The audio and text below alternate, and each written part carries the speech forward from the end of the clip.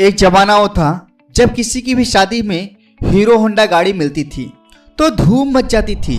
हर गलियां, हर शहरों में हीरो होंडा, लोगों की मनपसंद हीरो होंडा। लेकिन फिर ऐसा समय आया, दोनों अलग हो गए। दुनिया पर राज करने वाली ये कंपनियां अलग क्यों हो गई? काफी जांच एवं रिसर्च के बाद पता चला। तो बने रहिए इस वीडियो के लास्ट तक, हम आपको बताने वाले हैं कि ये कंपनियां आखिर किस वजह से अलग हुई। ये कहानी शुरू होती है सन 1956 में ब्रिज मोहनलाल मुंजाल और उनके 3 भाइयों के साथ। इन्होंने बैंक से 50,000 रुपए लोन लिया और इनकी पहली कंपनी लुधियाना में लगाई गई।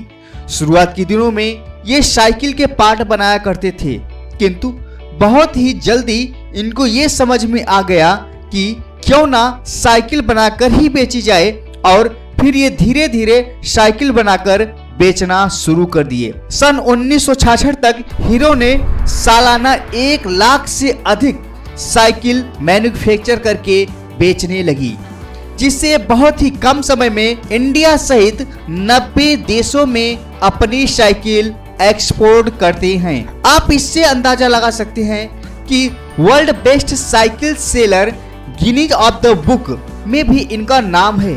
और अगर हम बात करें वहीं पर होंडा की, तो यह हीरो से भी ज्यादा पुरानी कंपनी है। जापान के रहने वाले शोशिरो होंडा ने की थी। जापानी एक ऐसा लड़का जिसके पास खाने तक के पैसे नहीं थे, गैराज में काम करके अपनी लगन से कम ही समय में मैकेनिक का काम सीख लिया और कुछ समय तक उसी गैराज में साफ सफाई का काम करते हुए इन्होंने एक अच्छी वेल्थ बना ली। और कुछ समय बीत जाने के बाद इन्होंने अपनी खुद की company Tokai city heavy industries की शुरुआत की, जहां पर ये पिस्टन रिंग बनाने का काम करते थे। अब इनका यह काम बहुत अच्छा चल रहा था, लेकिन unfortunately Japan second world war का हिस्सा बन गया और इनकी यह कंपनी उसमें तबाह हो गई। लेकिन किसी तरह इन्होंने अपनी कंपनी की दोबारा शुरुआत की, लेकिन फिर से संजोगवश इन्हें अपनी कंपनी बंद करना पड़ा। जापान में भूकंप आने के कारण इन्हें अपनी कंपनी को दोबारा खोना पड़ा। अब ये पूरी तरह टूट चुके थे और इनके पास अब इतने वेल्थ नहीं थे कि ये फिर से कंपनी चला सके।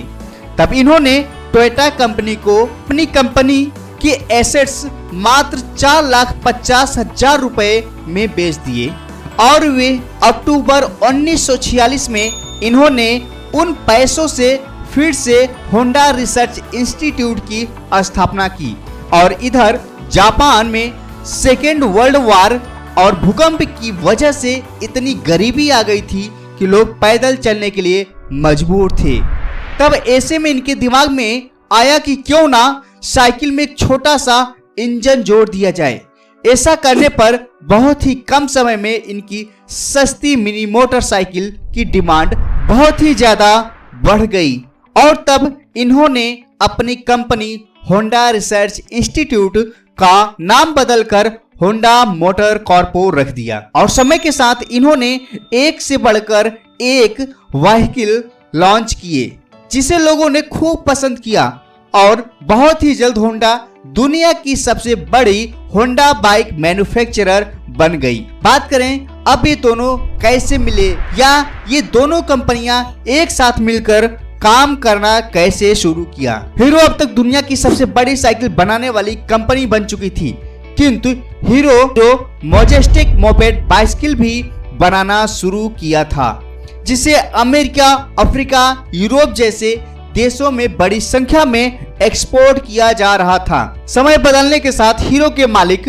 ब्रिज मोहनलाल मुंजाल को यह अच्छे से पता चल चुका था कि अब समय मोटरसाइकिल यानी कि बाइक की है और इस समय चालू किया जाए तो इंडिया में भी अच्छी सेलिंग हो सकती है, क्योंकि उस समय भारत में केवल स्कूटर एवं हीरो मैजेस्टिक बाइक ही थी।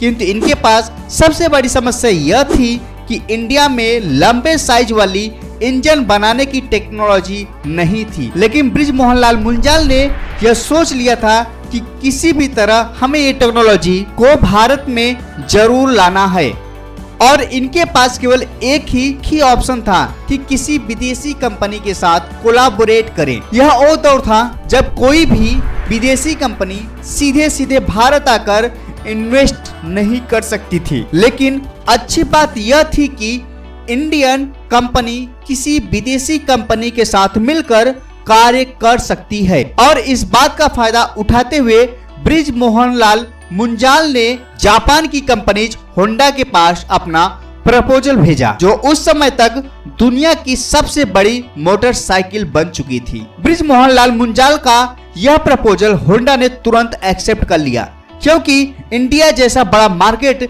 मिलना होंडा के लिए मानो सोने की अंडा देने वाली मुर्गी मिल गई हो। इसके बाद इन दोनों के बीच एक कॉन्ट्रैक्ट साइन हुआ कि हीरो बाइक की बॉडी तैयार करेगा तो होंडा इनके लिए इंजन सप्लाई का काम करेगा। इसके अलावा इन दोनों कंपनी ने एक एनओसी साइन किया कि फ्यूचर में ये दोनों कंपनी कभी भी एक दूसरे के अगेंस्ट अपना प्रोडक्ट लॉन्च नहीं करेगी। अब हीरो होंडा का पहला प्लांट हरियाणा में लगाया गया और कंपनी ने साल 1985 में अपनी पहली बाइक हीरो होंडा CD100 को लॉन्च किया। इसके बाद इसके लॉन्च होते ही ये बहुत ही ज्यादा पॉपुलर हो गए। इसके पॉपुलर होने के पीछे 3 मेन वजह थी।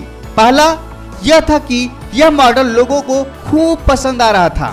दूसरा, बाइक का माइलेज स्कूटर की अपेक्षा हीरो होंडा की यह गाड़ी काफी अच्छी दे रही थी। उस समय का एक पॉपुलर टैग बन गया था, भरिए, बंद करिए और भूल जाइए। तीसरा, इसका प्राइस जो बहुत ही कम था, जिससे बहुत ही कम समय में हीरो होंडा कंपनी अब भारत की सबसे बड़ी बाइक सेलिंग कंपनी बन चुकी थी। तभी ऐसा होता है कि जापान की करेंसी में उछाल आ गई, जिससे सस्ते इंजन अब महंगे मिलने लगे, जिससे हीरो होंडा कंपनी को लोगों को सस्ते में बाइक देना काफी मुश्किल हो रहा था। किंतु कंपनी ने अपने से जुड़े लोगों का विश्वास तोड़ना नहीं चाहती थी, जिसके चलते हीरो कंपनी ने लंबे समय तक नुकसान में अपनी गाड़ी सेल की और हीरो होंडा कंपनी अपनी बाइक को इंडिया से बाहर विदेश मार्केट में भी लाना चाहती थी, जिससे होंडा को यह अच्छा नहीं लगा, क्योंकि होंडा पहले से विदेशी कंपनियों पर अपना कब्जा कर चुका था। उसे यह डर लगने लगा था कि इससे हमें नुकसान हो सकता है। होंडा कंपनी केवल यह चाहती थी कि हीरो इंडिया, नेपाल, भूटान जैसे पड़ोसी देशों तक ही सीमित रहे, जिससे नतीजा यह हुआ कि दोनों कंपनी में बहुत ही ज्यादा मतभेद होने लगा, जिससे हीरो कंपनी को यह लगने लगा कि यह रिलेशन अब ज्यादा दिन तक नहीं चल पाएगा और अपने बिजनेस को आगे बढ़ाना है तो उसे इंजन खुद से ही तैयार करना पड़ेगा। जिसके बाद हीरो ने इंजीनियर की एक टीम बनाई और इंजन बनाने पर काम शुरू कर दिया। ये चीज होंडा को पसंद नहीं आया और भी इसके कुछ अंदरूनी मतभेद पहले से थे। अंततः साल 2010 तक दोनों कंपनी एक दूसरे से अलग हो गए और हीरो ने अलग से हीरो मोटर कॉर्प के नाम से कंपनी चलाने लगी और अपने सारे ऑपरेशंस खुद ही हैंडल करने लगा।